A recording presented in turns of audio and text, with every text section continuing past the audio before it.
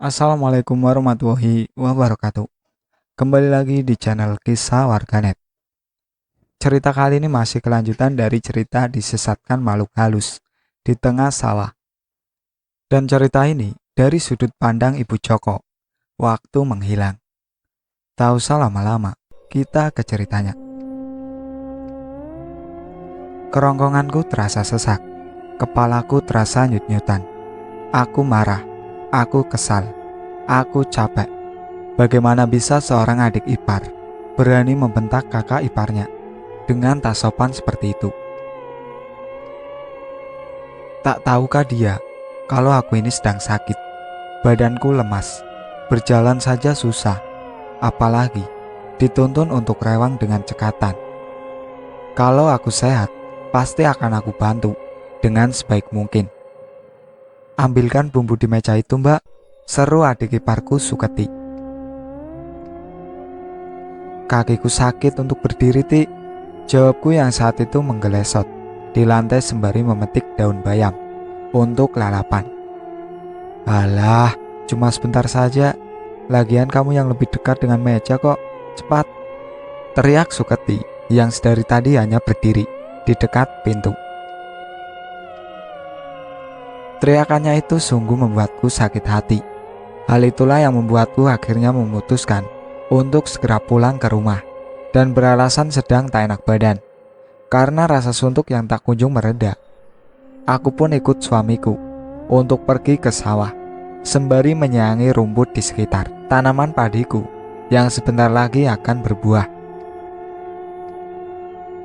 Setelah menyayangi rerumputan yang membuatku cukup kelelahan, aku dan suamiku memutuskan untuk beristirahat dan duduk di dekat pematang sawah. Adikmu itu sungguh tak sopan sekali, Pak, kataku memulai pembicaraan, alih-alih ingin curhat kepada suamiku. Gitu aja tersinggung, jawab suamiku sembari mengisap rokoknya. Kamu kok malah belain dia sih? Harusnya dibilangin, jangan teriak-teriak kalau ngomong sama mbaknya. Tukasku kesal. Sudah, aku tak merumput lagi. Sebentar lagi selesai. Tunggu dulu ya. Suamiku pun berlalu dan melanjutkan kegiatan merumputnya. Karena kami sadar bahwa waktu sudah hampir senja. Sudah saatnya untuk merampungkan pekerjaan dan segera pulang. Namun, yang membuatku semakin kesal, suamiku malah meremehkan pengaduanku tentang adik perempuannya itu. Ia menganggap perbuatan adiknya adalah suatu hal yang wajar dan tidak perlu dipikirkan. Padahal sudah jelas-jelas perangainya itu berhasil membuat hatiku marah dan geram. Kepalaku kembali pusing. Kuputuskan untuk berjalan-jalan sebentar dan melihat-lihat tanaman padi milik kami. Kuseret kaki kiriku dan berjalan menyusuri hamparan padi yang sudah meninggi dan hijau itu. Semburat mega merah semakin tampak. Entah kenapa, aku penasaran untuk menengok tanaman padi milik anak perempuanku. Aku pun terus berjalan, menyusuri gundukan pematang sawah dengan kaki pincangku. Tak apa capek sedikit, siapa tahu bisa meluruhkan rasa emosiku. Sampailah aku di sawah milik anak perempuanku. Rasa syukur yang mendalam kupanjatkan kepada Gusti Allah karena tanaman tersebut bisa tumbuh dengan begitu baik. Setelah puas melihat-lihat tanaman padi, aku pun berniat untuk kembali menyusul suamiku. Siapa tahu ia sudah selesai merumput. Kuseret kakiku menuju ke arah di mana suamiku merumput. Namun sawah terlihat sepi, hening, dan tak ada siapapun di sana. Aku pun meneriaki nama suamiku. Seruku berulang-ulang, namun tak ada sautan sama sekali. Jangan-jangan ia sudah pulang duluan. Kupanggil sekali lagi sembari memutari sawahku. Siapa tahu badannya tak terlihat karena tertutup tanaman. Lagi-lagi tak ada sautan darinya. Dasar, tega sekali. Aku ditinggal pulang duluan. Umpatku kesal sekali. Sudah emosi, ditambahi perkara lagi, membuat hatiku semakin uring-uringan. Awas saja nanti, kalau aku sampai rumah, akan kuomelin suamiku karena telah meninggalkanku. Hari semakin petang, angin semilir mulai mendinginkan badan. Aku memutuskan untuk pulang berjalan kaki saja. Meskipun jalanku pincang, sedikit-sedikit pasti bisa sampai rumah. Menyesal rasanya, aku tidak membawa HP-ku. Kalau ada HP, aku bisa menghubungi Joko untuk menjemputku. Jalan utama menuju ke rumah terlihat begitu jauh. Sedangkan jika aku pulang melewati jalan pintas, pasti akan lebih dekat. Baiklah, kuputuskan untuk pulang menerobos jalan pintas saja, mumpung hari belum begitu gelap. Kuseret kembali kakiku, menuruni petak-petak sawah yang landai. Tiba-tiba kulihat di sekitar sawah, di dekat jembatan bambu, ada kurang lebih 10 ibu-ibu yang hendak pulang dari sawah. Aku pun tersenyum lebar. Senang bukan main rasanya, karena ada kawanan lain yang berbarengan denganku. Sebagian dari mereka sedang membawa caping dan rantang makanan. Mau pulang juga ya, Mbak? Sapa salah satu di antara mereka. Enggak, Mbak, jawabku sembari melempar senyum.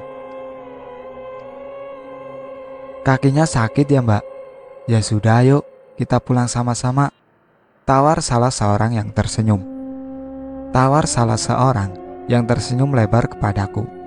Aku pun mengangguk, menyeret kakiku lebih cepat lagi untuk menyusul mereka yang berhenti sejenak menungguiku. Kuikuti derap kaki ibu-ibu yang tengah membarengiku. Namun saat hendak menyeberangi jembatan bambu, lambat laun raga mereka menghilang satu persatu. Sungguh mirip sekali dengan adegan film. Seketika bulu kuduku berdiri, bingung melihat keadaan sekitar yang tiba-tiba menggelap. Aku di mana ini? Kenapa semuanya terlihat gelap? Batinku penuh rasa takut. Sontak tubuhku seperti melayang dari satu tempat ke tempat yang lain, seperti kapuk yang terbang dan terasa ringan. Dan anehnya, kali ini pandangan mataku yang semula hanya bisa melihat kegelapan, seketika bisa melihat cahaya. Dan aku kini mendarat di suatu tempat yang tampak asing. Tampak sebuah lapangan yang luas sekali, dan hanya ada aku, satu-satunya orang yang ada di sana. Tenangkan pikiranmu, tenangkan pikiranmu. Sebuah bisikan lembut membuat hatiku terasa tenang dan damai. Entah kenapa emosiku yang semua berapi-api, lambat laun semakin memudar. Ya Allah, ini sebenarnya mimpi apa kenyataan? Jeritku setelah menyadari ada sesuatu yang salah. Dan benar saja, keanehan itu semakin nampak. Sungguh sulit menentukan apakah aku sedang bermimpi atau tidak. Dalam sekejap mata, semuanya kembali menggelap. Tiba-tiba aku terseok ke sebuah tempat yang terlihat seperti kubangan lumpur. Lalu kucoba meraba-raba sekelilingku. Kok ada kawat di sini? Raungku sembari menangis. Kuraba-raba sekenanya dengan kedua telapak tanganku. Hanya kawanan kawat berduri yang bisa kurasakan. Ya Allah, aku ingin pulang. Tangisku semakin menjadi. Seketika kurasakan sesuatu yang aneh. Kaki kiriku yang semula sakit dan tak bisa melangkah dengan normal, tiba-tiba terasa tidak sakit sama sekali. Aku pun bangkit, mengangkat badanku yang semula tak berdaya. Aku harus bisa mencari jalan keluar. Batinku meyakinkan diri. Kususuri kawanan kawat itu, menapaki tanah demi tanah. Yang kusadari itu adalah area persawahan. Logikaku semakin tersadar bahwa aku sedang tidak bermimpi. Kuputari segala penjuru, namun nihil. Aku hanya berjalan memutar tanpa arah. Entah berapa lama aku berjalan ke sana kemari. Rasanya sudah berjam-jam lamanya. Namun, lagi-lagi tak ada rasa sakit di kakiku. Aneh, apakah mungkin aku sudah sembuh? Sekian lama memutar ke sana kemari tanpa menemukan jalan pulang. Aku pun menyerah. Aku pun pasrah. Bermacam-macam pikiran buruk terus mengantuiku. Aku takut, sangat takut. Ya Allah, tolonglah aku. Fisikku lemas. Keanehan kembali terjadi. Semuanya kembali menggelap. Rasanya seperti ada yang sengaja memindahkanku dari satu tempat ke tempat yang lain. Kuraba-raba sekeliling, hamparan dedaunan kering tergenggam di kulitku. Seketika ada tangan yang hendak mencekik leherku. Lambat laun cekikan itu semakin kuat. Aku pun mulai kesulitan bernafas. Nafasku mulai tersengal-sengal. Di tengah kejadian yang mencekam itu, kuusahakan dengan sekuat tenaga untuk mengucap kata istighfar. Astagfirullah, astagfirullah. Aku mulai lemas. Sekujur tubuhku tak berdaya. Ibu, ibu. Sebuah teriakan suara anak kecil terngiang sangat jelas di telingaku. Seperti suara Nina yang sehari-hari kerap memanggilku begitu. Ya Allah, Nina anakku, bagaimana nanti kalau aku mati? Siapa yang mengurus Nina? Ya Allah, selamatkan aku. Samar-samar terdengar suara adzan berkumandang. Lambat laun semakin keras dan bersautan. Seketika tangan yang hendak mencekik leherku perlahan mengendurkan aksinya. Di sisi lain, perutku tiba-tiba terasa sangat mual sekali, seperti sedang diaduk-aduk. Setelah memuntahkan hal yang membuatku mual itu, tubuhku menjadi sangat lemah. Kepalaku terasa berputar-putar, dan setelah itu, aku tak ingin lagi apa yang telah terjadi. Oh iya, setelah ini akan saya ceritakan beberapa kejadian kecil setelah Ibu Joko disesatkan di sawah tersebut. Mataku mulai terbuka sedikit demi sedikit, meskipun belum begitu jelas. Kutatap sorot lampu yang bersinar dari atap rumah yang membuat mataku silau. Aku pun melebarkan indera penglihatanku. Kulihat orang-orang asing yang tengah mengerumuniku. Hal itu membuatku bingung setengah mati. Aku di mana? Tanyaku panik. Ini di rumah, Bu, ujar seorang pria yang tak ku kenal. Aku ini siapa? Aku mencoba bertanya. Siapa tahu jawaban itu bisa membuat ingatanku kembali jelas. Orang-orang tak ada yang menjawabku. Mereka malah terlihat saling berbisik satu sama lainnya. Tiba-tiba seorang pria yang sedari tadi duduk di sebelahku memberikanku segelas air putih. Ada rasa ragu untuk meminumnya, namun kerongkonganku terasa kering. Lagi pula aku sangat haus. Lalu kuteguk minuman itu hingga tak menyisakan setetes air pun. Menit pun berlalu, tak sengaja aku lihat seorang anak perempuan yang tengah duduk bersama seorang lelaki muda. Ia hanya terdiam membisu dengan wajah yang penuh tanda tanya. Lambat laun, samar-samar aku mulai ingat bahwa dia adalah Nina, anakku.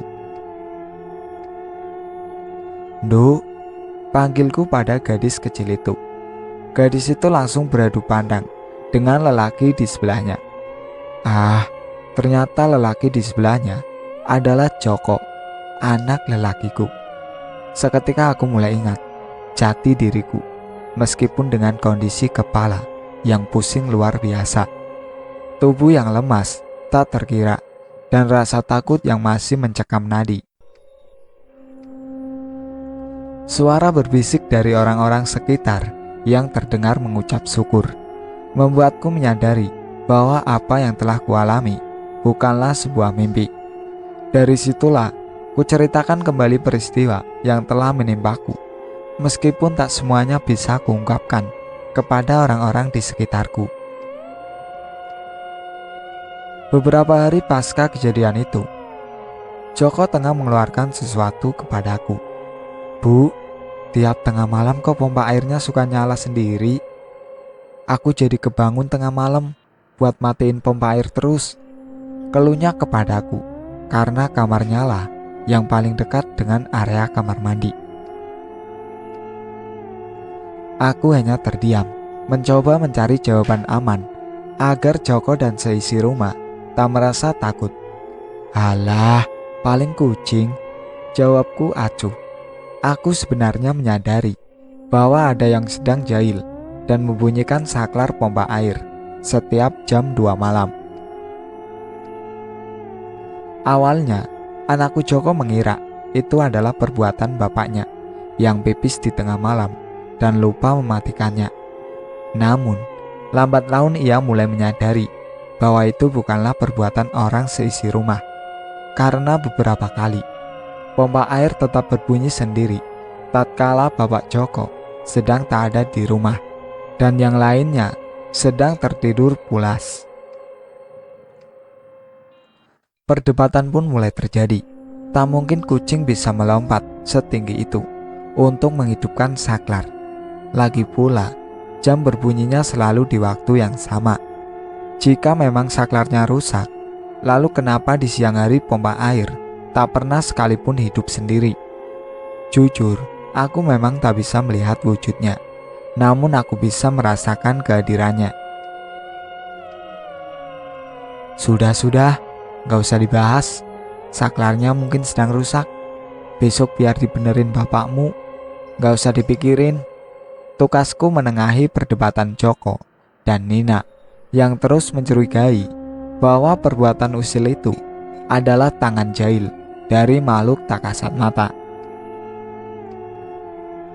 Semakin lama, tak ada lagi tangan jahil yang menghidupkan pompa air di tengah malam, karena seisi rumah sama sekali tak merasa takut dan memperdulikannya lagi. Pagi ini, persediaan minyak dan gula di dapurku telah habis. Biasanya aku akan menyuruh Nina untuk pergi ke warung. Namun, pagi ini tak ada siapapun di rumah. Joko sedang kuliah, Bapak Joko sedang merumput, sedangkan Nina masih sekolah. Akhirnya, aku pun angkat kaki untuk pergi ke warung terdekat sendirian. Pelan-pelan kutapaki tanah menuju ke warung Mbak Ruroh. Warung yang dulunya kecil, sekarang sudah menjadi warung yang cukup besar dan lengkap. Baru saja melangkah di teras warungnya, aku pun berhenti seketika. Badanku tiba-tiba bergidik. Perutku terasa sangat mual, padahal sebelumnya perutku baik-baik saja. Aku merasakan sesuatu yang merasakan ada sebuah jimat penglaris yang digunakan oleh si pemilik warung. Aku mulai tak tahan lagi. Badanku sudah tak bisa ditoleransi. Aku pun segera membeli apa yang aku butuhkan, lalu kembali ke rumah secepat mungkin.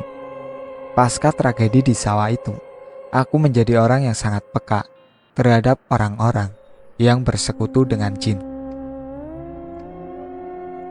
Misalnya orang yang menggunakan aji penarik lawan jenis, penglaris, jimat penangkal bala, dan lain-lain. Oleh karena itu, tempat yang paling aku hindari adalah pasar dan tempat hajatan, karena di sanalah terdapat energi besar yang bisa membuat tubuhku menjadi lemah, bahkan pingsan. Di balik semua itu, ada suatu hal yang aku syukuri. Kenapa? Karena aku tak bisa melihat wujud mereka. Andaikan aku bisa melihatnya, mungkin setiap waktu aku bisa pingsan beberapa kali. Sudah 1 bulan lamanya pasca kejadian yang menimpaku terlewati. Kakiku pun berangsur-angsur membaik, meskipun belum bisa berjalan dengan sempurna. Rasa peka dan sensitif terhadap hal-hal mistis pun semakin memudar. Kehidupanku mulai terasa normal kembali. Namun, Kejadian itu tetap menorehkan sesuatu yang membuatku seperti pikun dini. Pernah saat itu aku pergi ke pasar, lalu aku mampir ke rumah temanku sebentar. Ketika pulang, aku kebingungan karena tak menemukan kunci motorku. Sudah terlanjur mendorong motor ke sana kemari, lalu mencari bengkel agar motorku bisa berbunyi meskipun tanpa kunci. Ternyata kuncinya ada di dalam tasku. Atau pernah saat aku berbelanja sesuatu, tapi aku lupa membawanya pulang. Selinglung itulah aku sekarang ini. Suatu siang, Bapak Joko mengajakku untuk pergi bertandang ke acara nikahan tetangga desa. Lembaran uang berwarna biru pun kumasukkan ke dalam amplop. Aku dan Bapak Joko segera bergegas pergi setelah kami telah bersiap. Hiruk-pikuk para tamu undangan telah memenuhi tempat acara. Aku dan Bapak Joko pun beringsut mencari tempat duduk, lalu menyantap makanan yang telah kami ambil dari barisan prasmanan. "Bu, amplopnya mana? Jangan lupa diperiksa dulu," ujar Bapak Joko kepadaku. Aku pun segera merogoh tas lempangku, mencari-cari amplop yang telah kuisi dengan uang pucungan itu. Kutemukan sebuah amplop putih, lalu kuperiksa isinya. Ternyata amplop yang kubawa adalah amplop kosong. "Gimana ini, Pak? Yang kubawa ternyata amplop kosong," jelasku dengan rasa sesal. "Lah, gimana sih, Ti? Tadi sudah kamu masukkan amplop belum?" tanya Bapak Joko dengan wajah penuh emosi. Rasa sesal seketika menggelayut. Ternyata tak ada uang sepersen pun yang kubawa. Kulirik Mbak Yarti yang tadi datang ke sini bebarengan denganku. "Mbak, maaf, sampean punya uang 50.000. Kalau ada, mau saya pinjam dulu, soalnya amplopku lupa gak saya bawa." "Waduh, gak ada, Ti. Aku cuma bawa pegangan 20.000. Kuhembuskan nafas penuh sesal. Lalu setelah menjalani perdebatan kecil dengan Bapak Joko, aku akhirnya memutuskan untuk kembali ke rumah mengambil amplop yang tertinggal. Sedangkan Bapak Joko menunggu di tempat hajatan. Dengan pertimbangan, akulah yang mengetahui di mana letak amplop kunjungan itu berada. Aku pun segera menaiki motorku menuju ke rumah. Saat melewati jalan berbatu, tiba-tiba rok gamisku masuk ke dalam jeruji ban belakang motorku hingga membuat tubuhku tertarik ke bawah. Sontak aku pun terkaget hingga tak sengaja tanganku menyentuh gas secara kuat dan membuat lilitan gamisku semakin menjadi dan terseret sejauh kurang lebih 8 meter bersama dengan motorku. Ada satu hal yang jelas sekali terlihat di mataku. Seseorang dengan sosok wanita berparas cantik dan muda mendongakkan leherku ke atas agar kepalaku tak menimpa bebatuan. Lalu ia pun merangkul tubuhku seketika saat aku mengalami kecelakaan itu. Semuanya berjalan begitu cepat. Aku pun berpikir, mungkinkah ia sengaja melakukannya untuk menolongku? Entahlah, sosok itu dalam sekejap mata telah menghilang saat orang-orang yang lewat datang menolongku. Itulah akhir cerita dari disesatkan makhluk halus di tengah sawah. Sekian dari saya. Wassalamualaikum warahmatullahi wabarakatuh. Jangan lupa like, komen, dan subscribe channel ini.